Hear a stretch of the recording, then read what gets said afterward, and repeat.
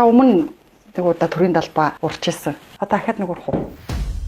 Одоо чадахгүй шүү дээ. Одоо гэж ер нь би бага урч чадахгүй шүү дээ. Ер нь яг ямар үндслээр ерөнхий сайдыг өгцрүүлэх гэдэг байгаа юм бэ? Их хурл бол ерөнхий сайдын хуулийн тасаг болсон. Засгийн газрыг өгцрүүлэхээр таны дарга луугаан төмөр сайд унаа. Луугаан төмрийг унахаар зүгээр Би ерөнхий сайдыг л өгцрүүлэх гэдэг шүү дээ. хин таны амнасанд занал хийлсэн.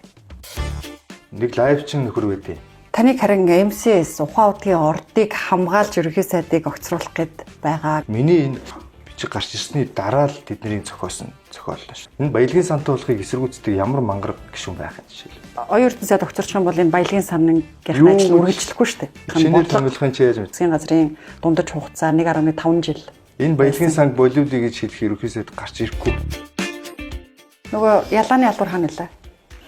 Таныг болон танаа нэвтрүүлгийг, Улаанбаал нэвтрүүлгийг Апуугийн Батсайхан захирал номтой хоёр гишүүнийг намнах гэж худалдаж авсан гэж яриад байдаг.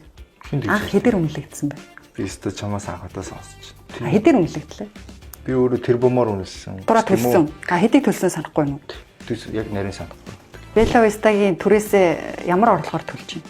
Одоо би чинь гишүүн болохоос өмнө жилээрээ төлдөг шүү дээ. Ямар ч байсан би Тий, харин машингүй гэсэн. жилдээ Бела Вистагаас танаашаа алхаж гэнэ үү? би машинтай Болсон уу? Харин хамтарсан засгийн газрын огцруулъя гэдэг хахаар намынхан чинь яаж хүлээж авч байна? Хоёр янз